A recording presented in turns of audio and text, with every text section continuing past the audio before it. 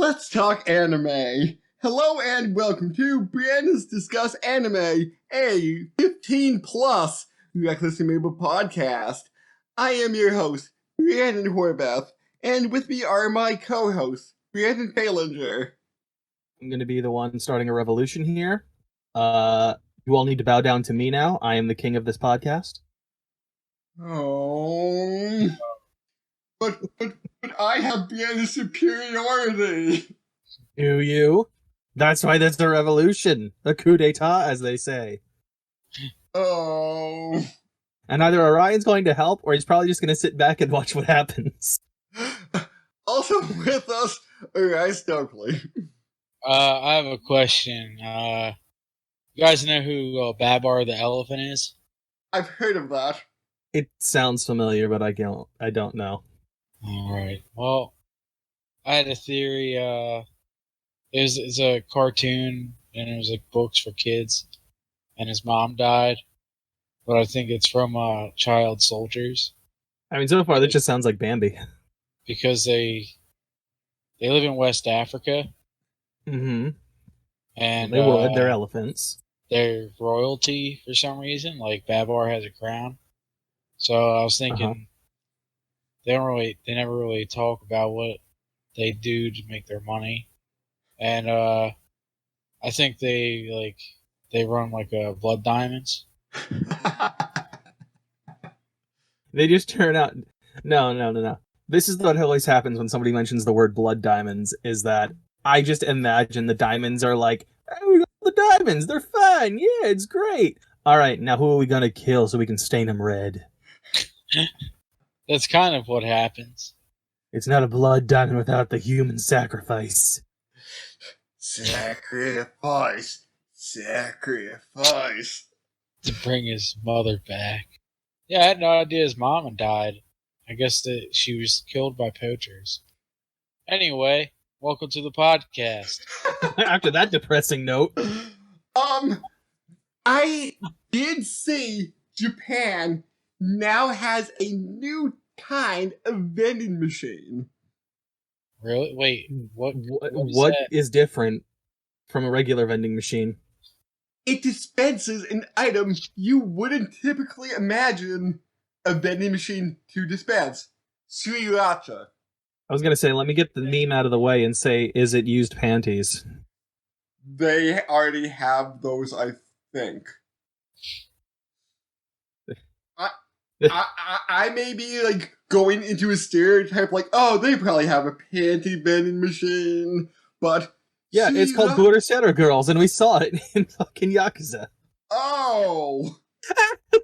It's not even a machine. You just see like an actual hand reach around, grab it, and then come out like the slot to hand it to you. The girl's just stationed inside there with like a TV and shit just to keep her like happy, like not bored. That's how vending machines actually work.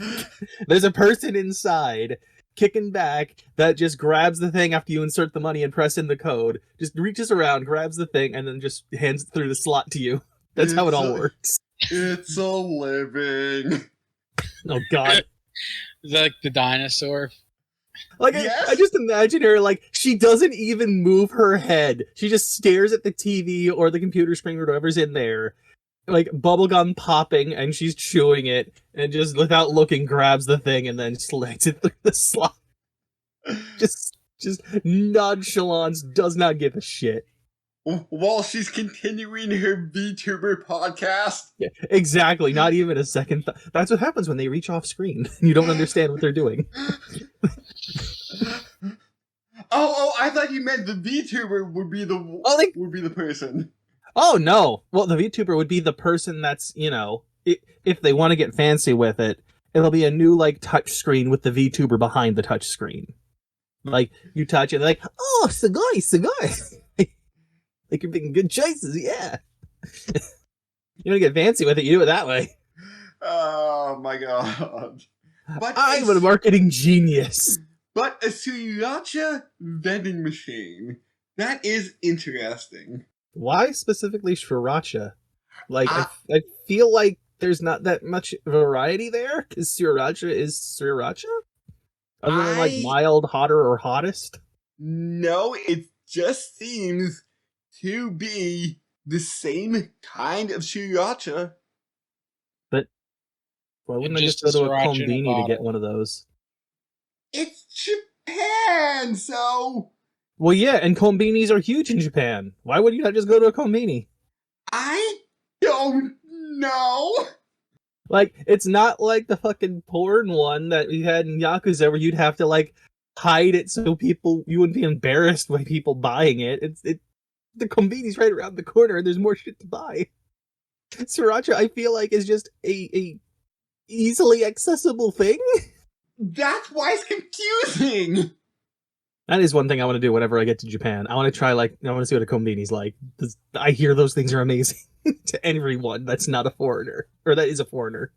Also, to some, I mean, not like normal people in Japan, because they have some American YouTubers living in Japan, or maybe Canadian, but I mean, like, North American accents, and they go to Kombini now and then. Like, white guy I watch whenever there's a new kind of... Hold on, back up a minute. Did you say one guy or white guy? Yeah, No, like, did you just say white guy I watch? No. I'm like, what? No, I would have said a white guy, but one guy. Okay, all right. I just wanted to make sure I had that clear. Yeah, whenever there's a new Kombini product out, like, oh, 7-Eleven just has 3 new kinds of rice balls. I'm gonna try them. It's actually good, unlike the shit we get here. Like, nobody's going to a 7-Eleven to actually buy anything here. Except for snacks sometimes. Well, yes, I'm meaning like their own personal, like hot dogs or whatever that they cook there. That shit. Nobody's going for that. You're gonna run in, you're gonna buy stuff that's pre-made and boxed up, right? Mm-hmm. Like, candy or something. You're never going to buy the shit that they sell. There are very few places here where we do that, or we can do that. Like, what's the one? Wawa. That's the one. I was thinking Turkey Hill, but yeah, Wawa's one. It's one of the few that's actually really good. Turkey Hill, if you're like, fine, I need something and I'm desperate. Sheets? Can't speak for Sheets. I've never gotten something there. And I haven't really heard much about them. I know Orion said they have some damn good chicken sandwiches there. Yeah, they have a lot of good things there. Highly recommend going there if you... There's not one around here, at least where I'm at. Like, I think the closest one is like... Oh god, should be near the closest you. one is, not really, not at least not that I'm aware of. There's one that's a decent distance yet. Oh, I'm gonna look it up. Yeah, I think the closest one to me is like 40 minutes away. So I think that's about the same distance for me. Yeah, that sounds about right. Okay, that's my wacky story for this episode. Anything going on with you guys? Puppy just went through getting fixed, so she's not allowed to do much right now. No jumping or anything, which is damn near impossible to stop her from doing. Oh. So that's been fun. Not allowed to lick her stitches, so she's got, like, t-shirts on. Though that doesn't stop her from trying. The cone? They did not give us one, shockingly enough. They gave us, what is it? They actually gave us, like, dissolvable sutures. Like, the stitches will dissolve over time. But they said, normally dogs will, at least, I guess, the ones they've taken care of would leave it alone, more or less. She's not one of them. So we ended up buying, like, they recommended buying, like, an inflatable cone, which kind of just looks like a life preserver for a dog that goes around the neck. And or get a t-shirt. So my mom got both. We take, like, old t-shirts, slap them on her, so she hopefully can't get at it, or she's got the life preserver on, which, unless we start stringing the collar through, she's figured out how to get off. Oh no. It took her like 2 hours from what my mom said, because she's been home with her since the day she came back. You should probably still get a cone. Just to have a dog with a cone around its head. Think you're miserable? Yeah. Look a minute at it, like, just put it on for a minute, and then take it off. Just for the pictures. Yeah. Kind of like cat bread. Oh god. I remember that meme. Yeah, from 10 years ago. Oh man. What else has happened? Not much, really. I mean, I've been playing for the king, but that's been about it. Nothing Yeah, much to talk about. I saw you restarted that game like 5 times last night. I hit a point where I'm like, I can't go back. I kind of want to see what happens when I actually get through the campaign. So I'm just gonna keep like exiting and re-entering it because it'll restart me at the start of that battle. Oh, okay. Because like I've exhausted. Unfortunately, in that game, it takes a while for shit to like restock in stores, and I think I've exhausted all the materials and the time limit's running out. For example, like over time in that game, a thing called chaos starts increasing, and it makes enemies stronger.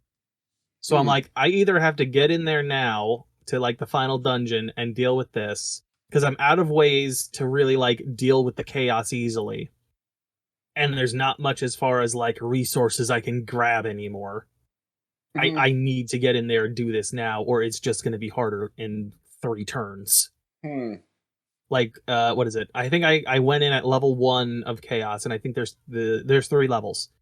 At level 1, I believe there's some kind of other effect, but the main one is like enemies are doing 105%. So like they're doing 5% extra damage basically. And that just keeps increasing as there's more levels of chaos. I believe it's 110 at level 2, and I think it jumps to 120 at level 3. So it just consistently makes it harder the longer you like put it off. Huh. Okay. And like I said, there's only so many ways to drop the chaos. There is one that's in there at the moment that is reusable. The problem is, I think it's called the Dark Carnival, but you need to like get a ticket to go in there and even attempt it. And the ticket's a random drop, so I don't know when or if I'd ever get one. And even then, I think the max it can drop is 2 chaos. So by that point, I may already be at 3, and I'll be just back to where I started. So yeah, I keep restarting the battle because I'm like, this is annoying. I want to get to this ending and see what happens. I'm kind of tired of trying to get through this because I think this is my 3rd attempt at this campaign. Oof. I do keep unlocking new shit, which is nice. Like I keep gathering lore, which unlocks new like mini encounters, customization, items, and like points of interest across the map. But since I've discovered most of that shit, any new things I unlock won't pop or appear because I've unlocked, like, the map's revealed. The fog of war is gone. They can't randomly spawn anymore. Interesting. But yeah, I think I've unlocked. What have I unlocked? There's 2 character classes I have yet to unlock, and I don't even know what they are because they're not even visible yet. Which means it may be something that unlocks in another campaign than the one I'm in. Or it may unlock if I finish a campaign. I have no idea. Well, you can update us with that next time. We'll see. Anything going on with you, Ryan? I heard there's a movie marathon you're going to. Yeah, weather depending. I don't know. Now, I'm gonna have to check because if it rains, then I'm not gonna go because my car will get stuck in any amount of mud. So yeah, they were calling for rain tomorrow. Yeah, I'm going to. Well, hopefully I'll be able to go to Trauma Dance. Has the Trauma films. Last night they had Toxic Avenger 2. Crap, I forget what. That's all I remember because I really wanted to go see it then. The Toxic Avenger movies are great. You never watched them. And then tonight. Wait. Can I ask a question? Huh. It's called Toxic Avengers, right? Yeah. So is it just like the anti-Captain Planet version of the Avengers? No. Maybe we'll have to watch You mean it's not, instead of Iron Man, it's not Rusted Man? I'm very disappointed. This upsets me. Instead of Captain America, it's not Captain Pollution or Captain Smog. No, he's named that because he falls in toxic sludge. This disappoints me. I wanted like horrible versions of the Avengers.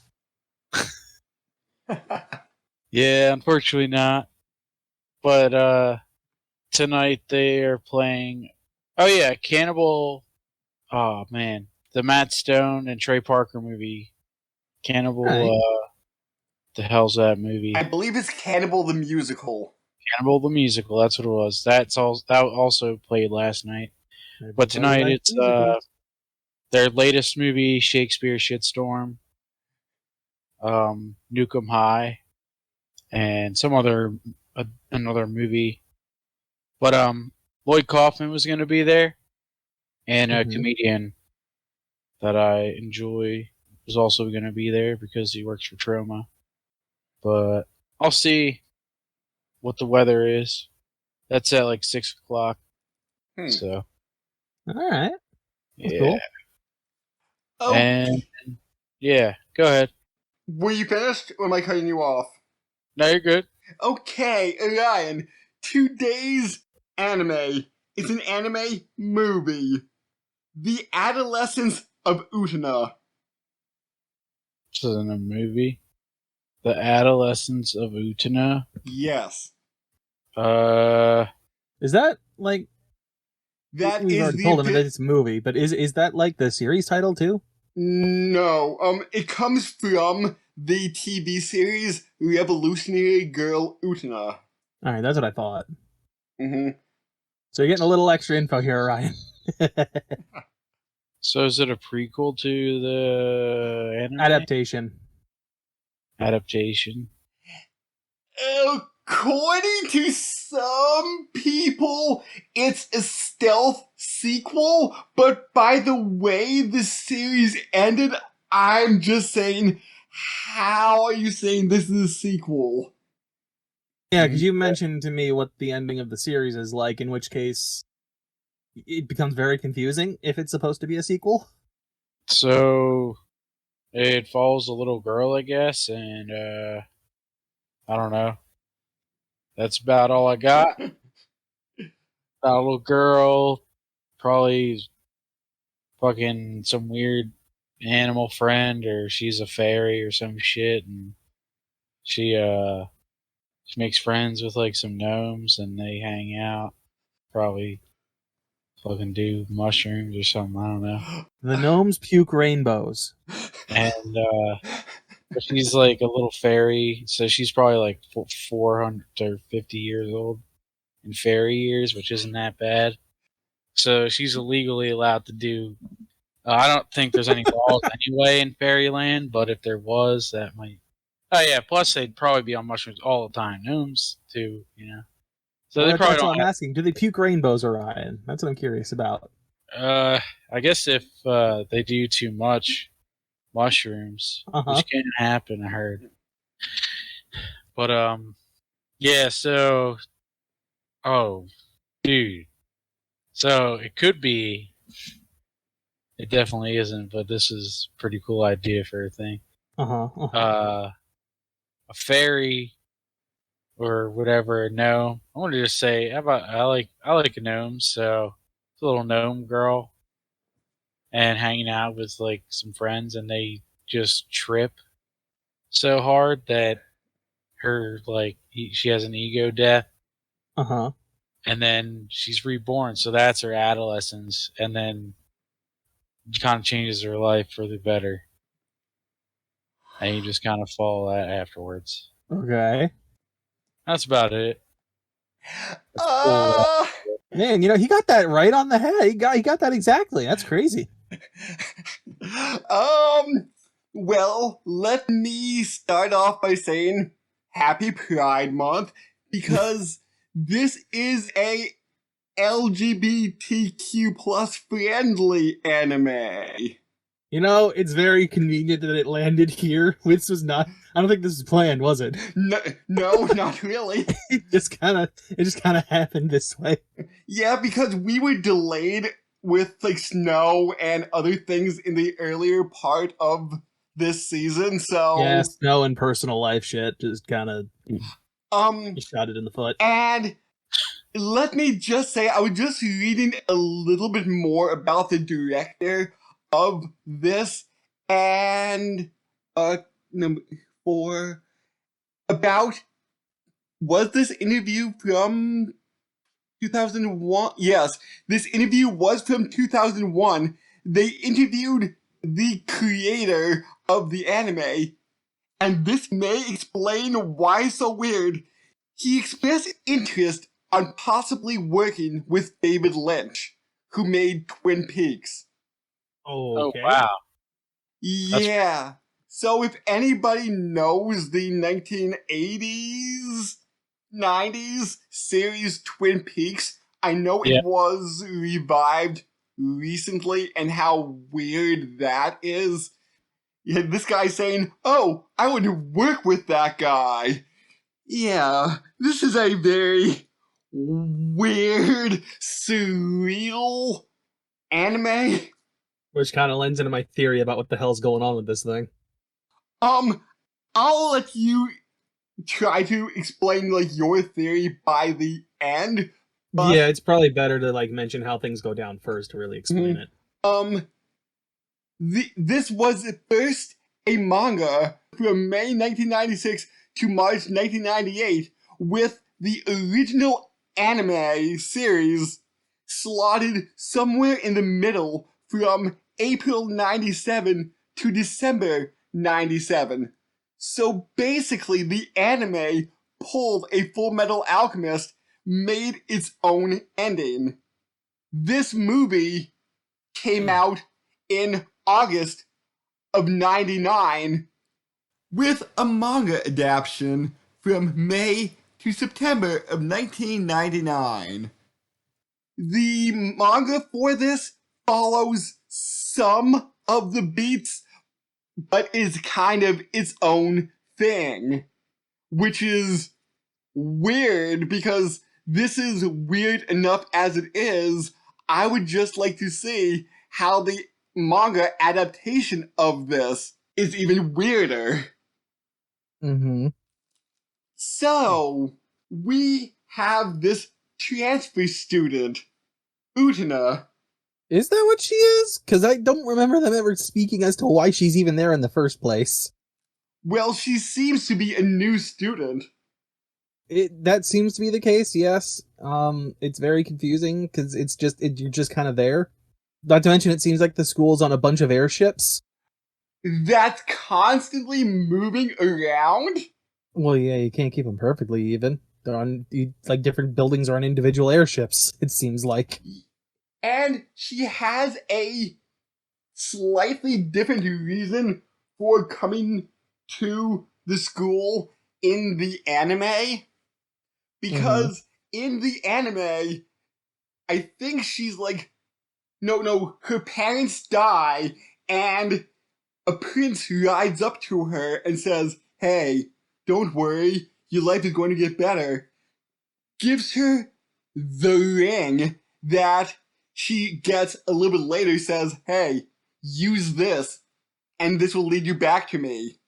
So she says, "A prince saved my life. I'm going to be a prince too."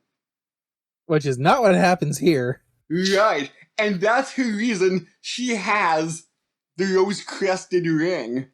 In this one, it seems like, what, she's chasing after her long-lost brother, only to, like, Boyfriend, find a... ex-boyfriend. Oh, is it a boyfriend? Okay. Ex-boyfriend. Okay. Chases after him, only to then, like, have him weirdly disappear, but she's in, like, a small little patch of roses with one white rose that apparently just drops the ring out of it as the rose blooms, which is extremely strange. In the original series, roses were a huge motif. They even had a Black Rose saga for like 12 episodes where I forget the name. I'm just going to say Black Rose Organization. They were actually going to replace Anthe with a dude. Alright. With a young boy who's critically ill. Okay. in order to save his life. I don't know about that. So the Rose Bride will be a young boy that everybody will be fighting for. Mm-hmm. So yeah, this series is also a little bit on the gay side, and let's just say pretty much everybody in this series is bi. I mean, I'm gonna be honest. The characters are so androgynous. I can't tell who's a guy and who's a girl half the time. They're all drawn the same, or More or less. okay. Like, hold on. Let me go ahead and just give you this, because this is one of the main characters. You tell me. This will probably be easy enough to tell that this is one, like, what gender this one is. But like, am I wrong to say that this character does not have like dead, soulless eyes? Yeah, the longer you stare. And that's our main secondary protagonist slash. See, I don't even see secondary by the end. I start questioning that. Right. I'm like, who's the main character here? Who's meant to be the main character? Because it seems like for the first 2/3, it's this girl, Utena. No, that's Anthony. No. The first 2/3, it seems like it's Utena that's the main character. Uh-huh. Then the last third, it seems like it's Anthe. I don't know why. And Anthe is a bit of a human doormat in the series, while in this, she seems to have a bit more emotion. Don't know if I agree with that. Yeah, but also the relationship between Utena and Anthe is more nailed on the head in this, while they are a little bit more friends with a crush on each other in the series, from what I understand. Rushed, it feels like, in this. Yeah, trying to put a 39 episode series and nails all the points into a hour and a half, even hour 20 movie. It literally feels like we jumped from, oh man, I'm gonna draw each other naked, to, and it's like really embarrassing and uncomfortable for Utena, and then all of a sudden, now we're in love. I'm just like, what the fuck? Like, she went from damn near, like, being super confused about this girl and not sure what the fuck she is, to like, now I'm in love with you. I'll do everything I can for you. And I'm just like, alright, whiplash. Thank you. This is just out of nowhere. Alright, sure. I have to assume this is just because of the 39 episodes into an hour and a half movie. I would have liked to see at least one more sword fight in the movie. Yeah, because you only get 2. You get 2, and that's it. And it's, you know that... And they don't explain. Like, Utena's got, like, shortcut hair, right? She's got, like, a bob cut going on. And we go from that at random points to all of a sudden, like, princess-length long hair. And I'm just like, where's this transformation coming from? And do you know that children's gamer Ryan Hold on. There's more. Because Anthe does the same thing. Where, like, she jumps from, I'm in a schoolgirl outfit with, like, such a short skirt there may as well not be a skirt, to, I'm suddenly in a ball gown and you're pulling a sword out of my chest. And it's like, the fuck is this? And do you know that school kid gamer Ryan where you need, like, pop balloons attached to your waist? I think so. Okay, but just imagine... Oh, yeah, okay, yeah. Yeah, just imagine that, but you need to cut off a rose from somebody's lapel. Okay. Yeah. Oh, is that the case? You know, the way it was implied originally was that you were just going to stab them. That's why it was over their heart. No, like, I think the idea of the duel is for you to cut the rose off. Oh no, I get that that's probably what it's meant to be, but the way it seems to be implied originally, because it's over the heart, is to kill them. I don't know if that's meant to be, like, symbolic or what, but that seems like the fact that it's over your heart is the reason. And every one of the main characters in the series, since there are more, some of which get glazed over here, but a lot of them have their own signature rose color they duel with. Oh, can I also ask a question here? Because, like, we see Utena's ex, right, a lot in this. Let me ask a question, because this is something that kind of feels like it was dropped and never answered. The fuck is up with the girl that's with him? I Because she don't... just disappears. Unless, like, when we get to, like, the weird-ass transition, she's the one that has that, like, her name's Siori. Which I don't ever remember them mentioning her name prior to that. Right. But I still question, what is your deal? Because it doesn't explain it too well. Shiori was, I believe I read, a villain from the Black Rose arc. That doesn't help explain anything in the movie. Yeah, this movie is difficult to explain, but we'll try. I think there's a reason behind that, but we'll get to that. Oh boy. Yeah, we get... God, what is that? What do we actually get in here? We get, like... Should we jump to, like, the revelations of, like, character backgrounds? Just one more thing.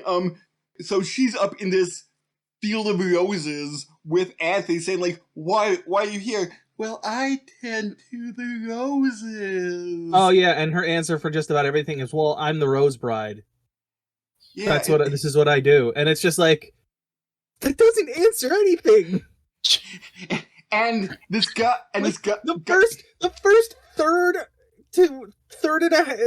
and like, God, fuck, what would it be? The first, I'm gonna say half the movie is just, well, I'm the Rose Bride.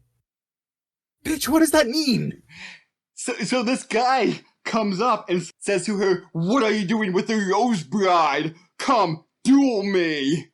And so Utena just grabs this bamboo pole, which obviously... Is just randomly laying there? Which obviously, against a sword, gets sliced to bits, and Anthony's like, oh, to duel, you need a sword. So she leans backward, her chest starts glowing, and a sword magically just appears from her chest. You forgot the part where she, like, suddenly has a ball gown on, because that happens too. Explain to me the transformation, movie. I don't... Maybe she's using her vaguely defined powers? If she has vaguely defined powers, why the fuck is she a prize? In this apparent tournament of fencing, I guess, or swordplay. So, whoever defeats the current... Prince, quote-unquote. Yeah, prince gets to keep the Rose Bride. And Anthony is kind of a slut. Literally. I don't even think it's kind of, it's literally. I think the sexual undertones got toned down in the anime. Probably. They're ramped up to hell in this one, in this movie. Yeah. So, let's just go on. Do we want to reveal the background now? Sure. Or is there something else you want to throw in here beforehand? Are we going to just say the slight bit of tragedy about Utena's ex-boyfriend? I was going to include that, yeah. Okay. And one more thing, Ryan. Some of these things may be drastically different than what the anime says they are, because that's why some people say this is also a sequel, because some of the characters and their motivations are so drastically different from what they are in the anime. It's almost that they're alternate versions of themselves, which is fascinating. Here's what we kind of learn. So Utena's ex is apparently a ghost, I'm going to assume here? Because there's a point where, like, Utena realizes, like, one of the memories she's had buried has been that, like, a girl at the school they both used to attend drowned, and he jumped in to save her, but while he may have done that, he drowned instead. So he is dead. Now, How that explains how he's talking to this other girl, I don't know. That exists, that is apparently there and exists. I don't know how that makes any sense. There's also the background of like a dream sequence, which since he's a ghost, who knows if this is actually real or not? I don't know. In that his original father sold him to another father who then seems to have raped him. Yes, that's what I was getting to. That feels like what's implied here. Again, can't say how true this is considering that he's a ghost. And, like, it's not until Utena realizes that he's not real that he just swims off in a vision of water. Yeah, because they're in this room, and she said, like, wait, I remember. And, like, his half of the room starts filling with water, and she's like, you drowned that time. And I think it's basically like, well, I guess I did. Goodbye. My planet needs me. And he's just gone. Although the girl that apparently he was talking to and spending time with there is still there for some reason. Yeah? That's not exactly explained too well. The other backstory is for Anthe herself, which we find out that the headmaster of this school was her brother, who would apparently drug and rape her, assuming she was unconscious. And when he realized during one of the moments, which I guess he was also videotaping, if I had to guess, considering there's a videotape of the final one. Yeah. Which, when he realizes that she has never been unconscious the whole time, he can't take it. He grabs a knife, stabs her through the chest, and throws himself out a window. Although she's saying, like, oh, it's fine, everything's okay. You're the prince, you can have me, I'm a slut, do what you want. Jesus Christ. I mean, I guess you could argue that it's like Stockholm Syndrome, maybe? Maybe? There's an argument for that? Or, like, she's been messed with so much, like, her mental state isn't exactly correct anymore. Something like that, maybe. There's some arguments to be had as to, like, her actual mental state during, like, when this all started. That's kind of what we get, but, like, with the whole Utena thing and, like, and Anthe here, those are the revelations that we get, for their backgrounds, really. Brandon, just wondering something here. Who True. do you think the main antagonist in the TV series is? Let me ask a question first. Yes. Can you tell me whether or not her brother is a ghost in the series? Or is he alive in the series? He is alive in the series. He's the big bad. Yes. He is far more muscular, and he is supposedly the reincarnation of a god. So he needs Anthe to become the Rose Bride to find the right person so they will unlock his power. Oh, I'll also add this in because I think we kind of skipped over it. The reason that Anthe is apparently the Rose Bride / the prize for all of these duels is because I guess she can grant a wish. Though that's not super well explained either. I'm guessing that's coming off of the fact that she may or may not be a witch in the anime. Mm-hmm. Well, here's my other question too. If it's constantly like you only have to cut off the rose, she's constantly going to be traded around, and literally nobody is going to win ever. I think like that's kind of the situation we're in based on what the movie has told us. Like, it is literally a permanent thing, a permanent tournament that will never end. Is kind of what it gives us here. Which kind of falls more into my theory the more I'm thinking about it. And by the way, you know how Aiko was saying, like, oh, my key, I've lost the key. Yeah, that was her brother that drugged and raped her.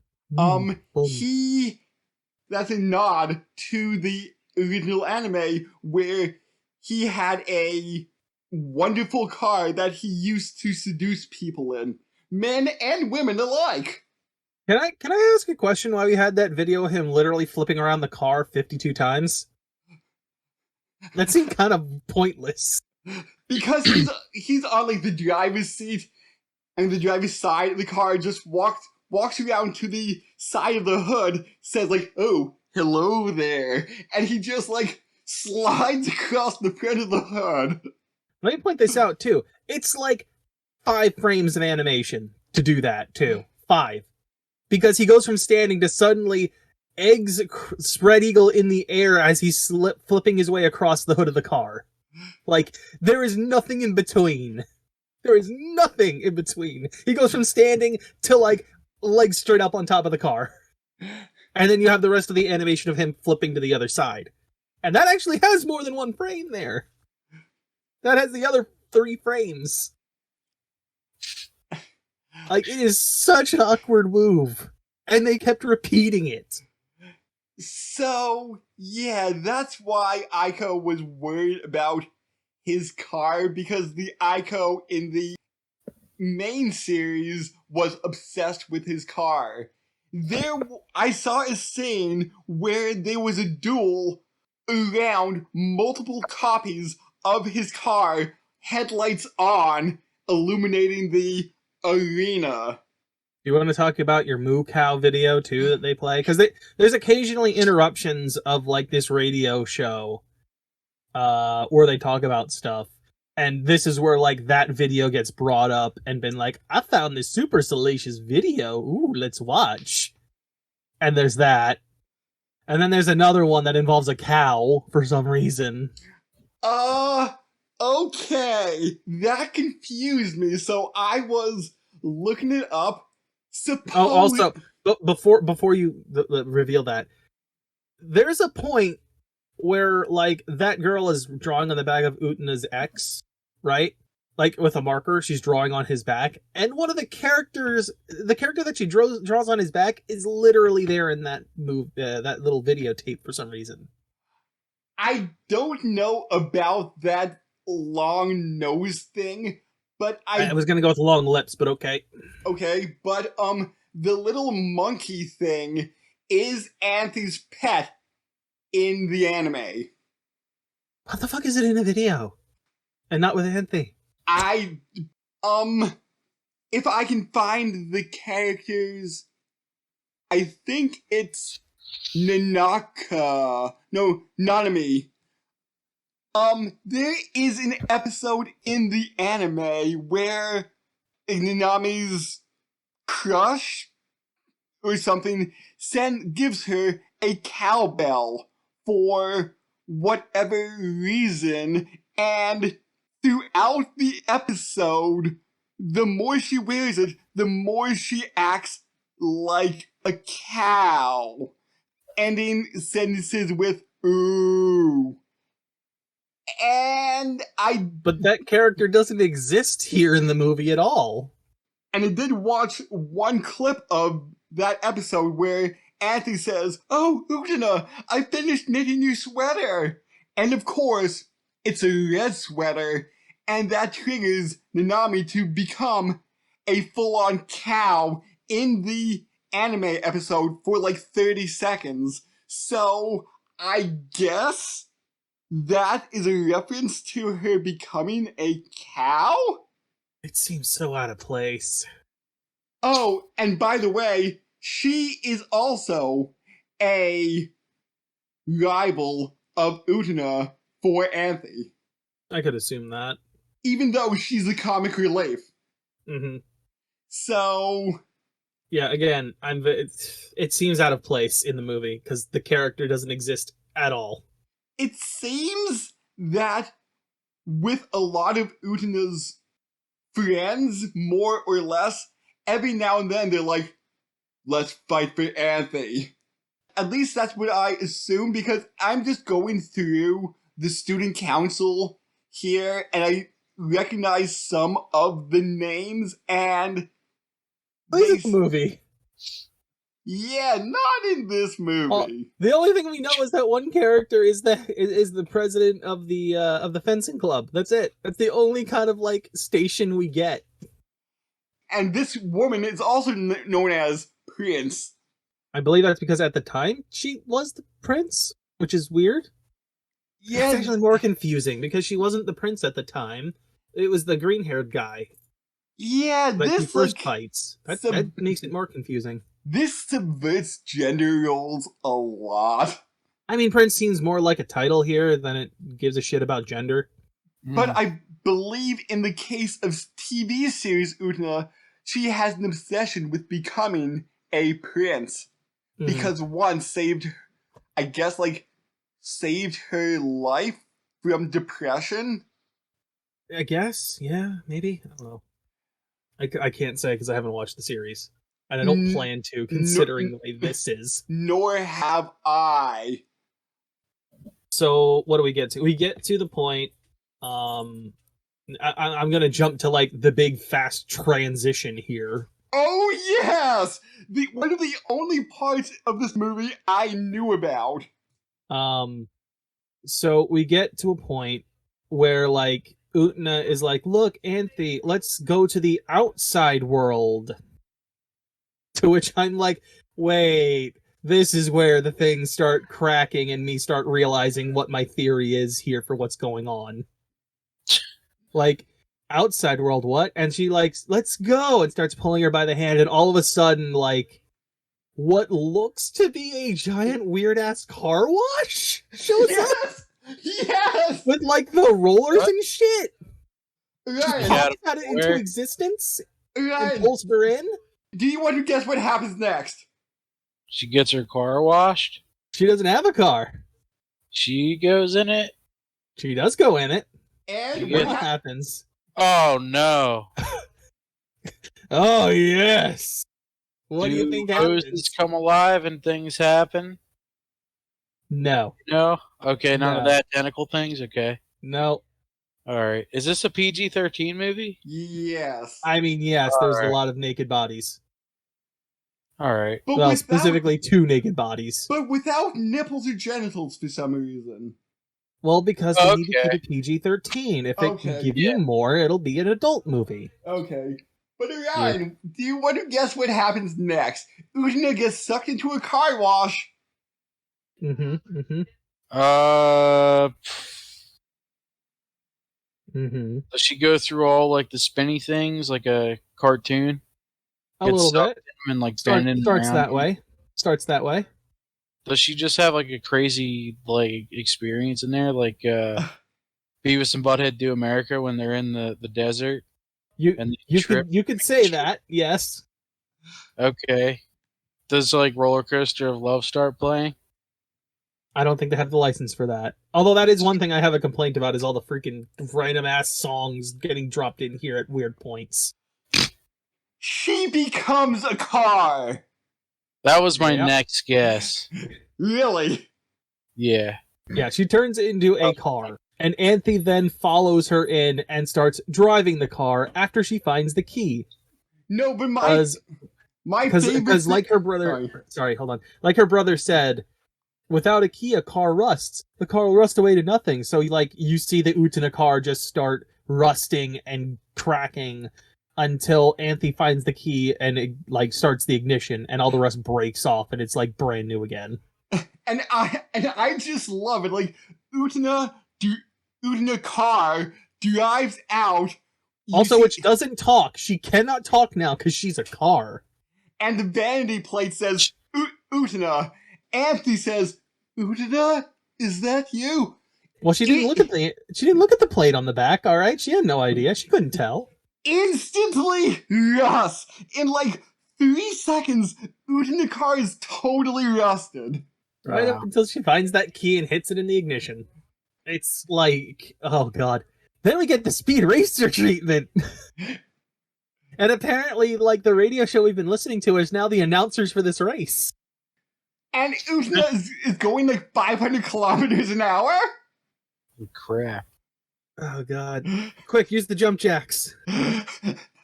Use the buzzsaw blades. Come on, circular saw blades, let's go.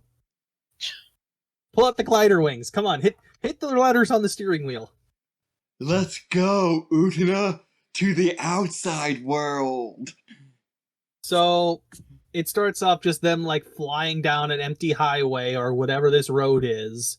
And all of a sudden, like, dark cars or whatever just start flowing out like a swarm of fucking, what? They called them locusts at one point? Yeah. Like a swarm of locusts? Supposedly, this was a reference to the Black Rose arc. Mm-hmm. Supposedly. Well, the Utena car gets really mangled until, oh my god, friends show up and pull her out of the way, in which I'm like, these characters have been on screen like a total of, I don't know, 10 minutes of the three of them. And they're like, come on, you need to go to the outside world, right? We'll join you there later. And then they fuck off. And I'm like, we didn't even see the green-haired dude since Utena kicked his ass in, like, the first 10 minutes of the movie. How the fuck is he here now?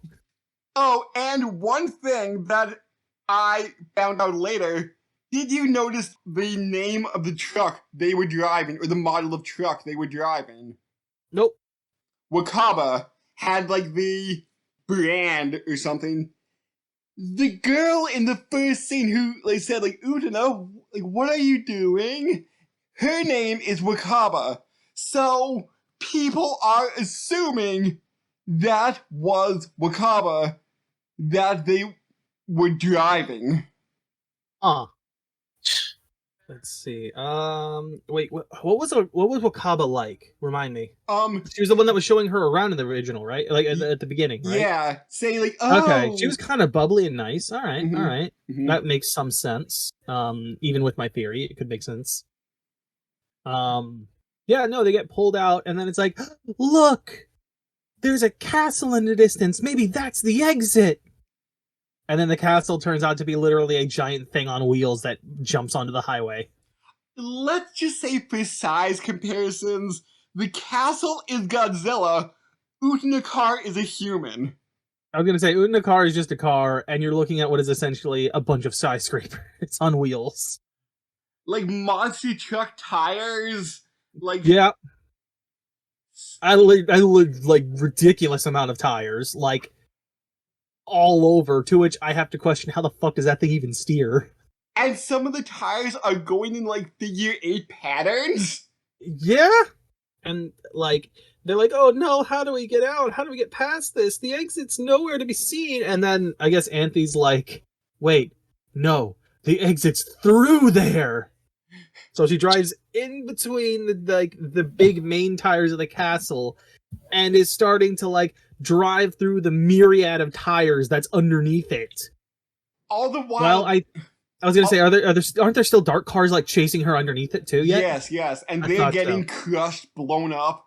Yeah, because they're getting crushed by the other tires. They're not agile enough, I guess. All the while, the radio show announcers are like, "Oh, they're almost there. They've almost escaped." Man, I see the exit now. They were right. Oh, we gotta get there. And then they get to the end, and much like an insect, there's like a treads that shoot out, almost like the mandibles of an insect, and are slowly crushing Utena car, trying to pull her back underneath again.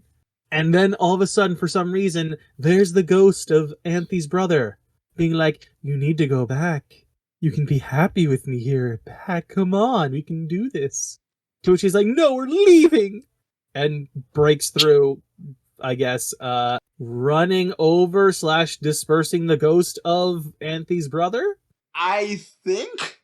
And I guess the only thing that's kind of left of the car are like 2 wheels, like the very basic bits of a motorcycle with the 2 naked girls now laying on it.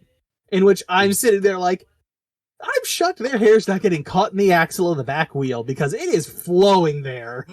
Like a good 3 or 4 feet of hair. Yeah, because all of a sudden, Anthy's already had long hair from the beginning, and now Utena's in her transformed super long hair state for some reason. Oh, it's just like how people go Super Saiyan. Their hair just gets longer. Her final form is just like a hairball. No, man, right? We've seen Dragon Ball Z, alright? We go from straight Goku to Super Saiyan 3 Goku to suddenly He's just abominable snowman Goku. The hair's bursting everywhere. I'm just gonna skip the Super Saiyan 4 part. We're going to abominable snowman Goku. Wait, isn't Abominable Snowman? Yeah, because the hair's bursting from every part of his body now. Okay. It's all gold, long, and standing on end. Or Bigfoot Goku. You take your pick. It could be either one. Yeti Ku. Yeti Yeti Ku. I like Yeti Yeti Ku. God. But yeah, we kind of just get the final shot of them like talking, being like, yeah, there's no roads in the outside world, but we'll make our way anyway, as they like travel toward what looks to be just like a darkened ass castle in the distance. In the middle of a wasteland? Yeah, in the middle of a wasteland. And they have their kiss. Oh, as they cuddle with each other. Oh. Again, doesn't make a lot of sense, does it, Orion? No, it sounds pretty like. Is this like a Seinfeld? It's like a movie about nothing. I think that it's a movie about something, but it is not put together well insofar as it explains anything. It's like somebody's fanfic of like someone who decided to like I could make an anime and then they do it and it's just meh. So do you want to say anything here, Brandon, before I jump into my theory about this? I just want to say the creator of this is part of an anime collective known as B Papas, and the founder / creator of B Papas is Kunehiko Ikuhara, who also had a hand in creating Sailor Moon. Mm-hmm. Oh, damn, okay. Damn, dude. Oh, that's right. I remember when I first saw when I first saw I think it was Anthe. I don't think it was the other girl, Wakaba. But like when I saw the school outfit, I'm like, what are these giant puffy shoulder pads? Jesus Christ. Like they were at a fucking World of Warcraft giant. Although the author of Utena is Chiho Saito, who... No, nothing that I recognize. Maybe because she may have been bigger in the 80s and 90s, but nothing recently. He was also Kunihiko was also the director of this, and nothing else I can find recently that he did that jumps out on me. There was also a Sega Saturn game that takes place between Arcs 1 and 2, and... No, is that canon, or is that not canon? Out of curiosity. I am not 100% sure, because when I was reading it, it says it deals with more side characters. So Utena may pop up for a scene or two, Anthony may pop up for a scene or two. Okay. After the anime was on, in 97, 99, and 2000, there were 3 musical stage shows, and more recently, in 2018 and 2019, the series was adapted in another bunch of musicals. Yikes. So I maybe... can't believe it's not dead.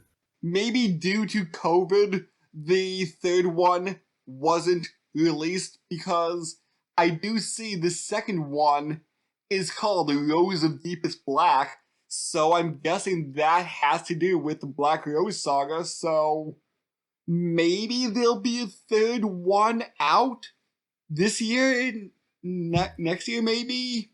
You finish the trilogy? Maybe. Okay, and after your theory, I will tell you what the director says. Oh, am I good to go then? Okay. So here's what I'm getting out of this. Now, while I'm not gonna go ahead and like say I know every single bit about everything in this. It seems to me that this movie is specifically about overcoming trauma, like more or less by like borrowing parts from the actual series to try and like meld it in there. Like the entirety of this whole place that's not the outside world, the school or whatever that they're at, is I think meant to be like where they're trapped in the past, like trapped with their traumas. Whether it's Utena's ex who died, obviously, hell, if you want to make the argument, the ghost who is still stuck with his trauma of his father raping him, Anthe's trauma from her brother, and it's about. It seems like the broad stroke is overcoming that trauma. And like going to the outside world is kind of like, from what I'm getting from this, a metaphor of breaking out of your trauma and becoming a person again, like re-entering society and not being trapped by it.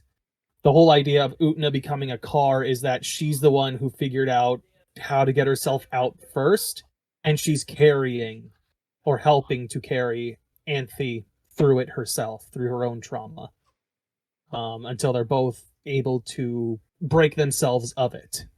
The argument could be that even the side characters that helped them, the green-haired guy, the blue-haired guy, and Jury, are there, and Wakaba's the one that's helping them through their trauma to help get them out. So that's how you interpret the story. That's how I interpret the story, and it makes more sense as to why everything's so jump-cutty and just weird in general, because nothing in that quote-unquote inside world, I guess, is real. It's all more or less in their heads. Well, and this may be primarily to the original series, but you are exactly right. Oh, wow. Hey. Because, according to Konihiko Ikuhara, all interpretations of the story are correct. Oh, fuck off. That's such an artist thing to say. That's stupid.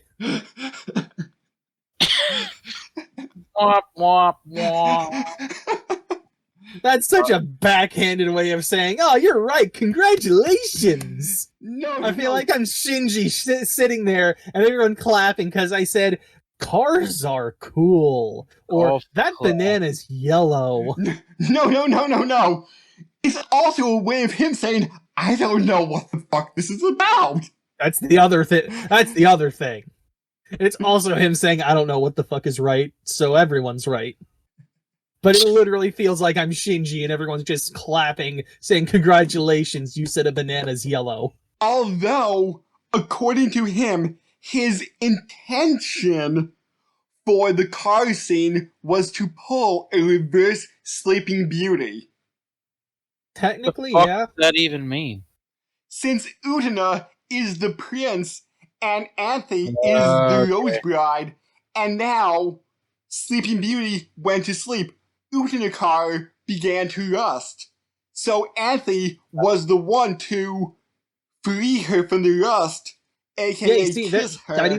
That even kind of falls into it of like she helped, even maybe without even realizing it, she helped Utena get out with the whole rust thing, versus Anthe getting over her own trauma.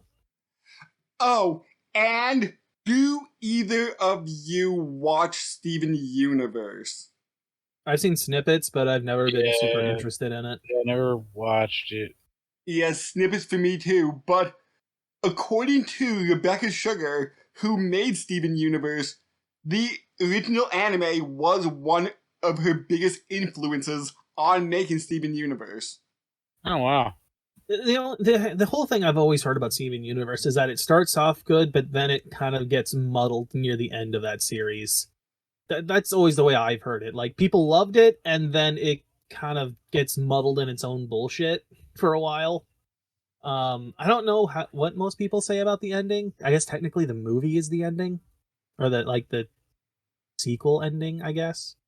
And while people I have heard generally love the movie, I have heard that like the series kind of muddles itself about 3/4 of the way through. I heard after Steven Universe movie there was a 20-episode sequel series. Oh, there is? Oh, okay. Interesting. I haven't heard anything about that, so I can't say. But I would say, although confusing, this movie is relatively good. I mean, it's trippy as fuck. Yes. It also feels longer than it actually is, because I had to double check the times as I was watching it every so often, being like, where in are we? Wait, I'm only 20 minutes? I feel like I've been sitting here for 40. But just saying, like, this was a influential anime. Mike Toole of Anime News Network said Revolutionary Girl Utena as one of the most important anime of the late 90s, alongside Cowboy Bebop, Trigun, and Serial Experiments Lan. I can't say anything about that last one. I would argue that this is probably one of the lesser of those. Well, maybe not. Maybe from a theming standpoint, it's worth it. From an art standpoint, I'm going to argue it's not good, because the art does not look good. Well, I don't really say Eldritch location of the school, but Escher. The Escher location that's the school is interesting, to say the least. Oh, the location's cool. Like, the whole idea of just, like, a school on multiple flying, like, air machines is neat. Although we never get to see the underside of it. No, we only ever see, like, the buildings on top of it. We never really see the underside, but the way things are moving, I have to imagine they're all on airships. It's the only thing that makes sense. And then again, it could be more of a regular school in the regular series, and they just stylized it this way. Mm-hmm. Again, airship school makes sense when it comes to, like, crazy in your head land. I assume that the duels are also kind of them striving to get past their traumas as well. Why Anthe seems, or maybe it's them trying to save Anthe. Who knows? Like, to get her from, like, out of her trauma. I don't know exactly. I still think the idea of the whole theming of this being overcoming trauma is a good one. Okay, I kind of like that interpretation. And I mean, technically, you could have made, like, I was going to say, you could have made this literally any gender thing, but if you wanted to make it LGBTQ, whatever, that works fine. Yeah. It could literally be anyone, but okay, cool. I'm whatever. I'll take it. I think part of the original interpretation was to subvert the idea of what a prince can be. Mm-hmm. I still say you need to work on your soul is dead eyes. That still needs to be fixed. Because I showed you Anthe from the anime, and you said she still kind of has soulless eyes. Oh yeah, it's still there. It's not as bad as this movie, but it's still there. And for some reason, Anthe almost never has longer hair in the series. She always has it in, like, a bob cut or something like that. Yeah, it's shorter, I saw from the picture you gave me. Does she transform in that one too? I'm not sure, because almost every picture I can find is her with the bob cut. So, alright, that's weird. So why she has long hair in this? Maybe because at the end of the series, she finally lets her hair down. Well, is it because she's, is she called the Rose Bride in the series, do you know? Yes, she is. Okay, so it's not the whole, well, she's a bride, so she needs long hair. I don't know then. It's weird. Yeah, part of me wants to watch the anime just to see how weird that gets. Why do I feel like it's going to be more mundane and normal by comparison? Probably. There's probably no Utena car at all. No, definitely not. There's no giant car wash that transforms people into cars. But there is a magical cowbell. For some fucking reason. Yeah. And supposedly the radio announcers are also in it, but they play the role of the more Greek chorus rather than directly interacting with characters. Mm-hmm. Any questions? That's all I got. No, you guys explained it pretty well there. At the end, how Brandon guessed it exactly, you know? Yeah, clearly, banana is yellow. Congratulations! Literally, it feels that way. Oh my man. god. Yes. Yeah. This was very interesting, I would say. Like, one of the trippiest ones we did since Dead Leaves. I don't think it's anywhere near as trippy as Dead Leaves. It's definitely trippy, but it's not that trippy. Okay, well, like, one of the top 3 trippiest anime we've done.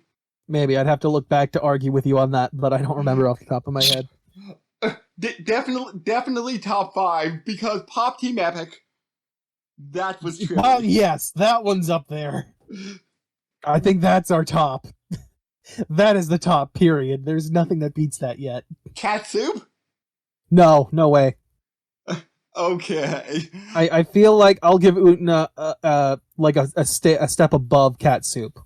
And you would rate Utena on the trippy scale out of 10, maybe like a 8, 9? Well, what is a normal anime on that scale is the question first. Oh. Is a normal anime like a 1 on the trippy scale? But then again, there are some magical elements in Durarara where you have like a headless horseman who drives a motorcycle. Well, now you're just conflating like supernatural powers with no, this is just trippy to watch. Okay, so I would say like Durarara is kind of a 1.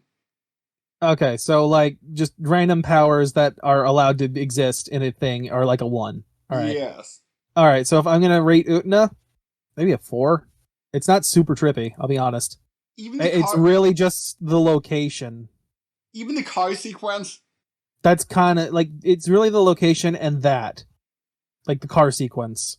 Okay. But like once, like it's the transition more than anything else between like the school and the car sequence. Once you're in the car sequence, it's like, yeah, all right, fine.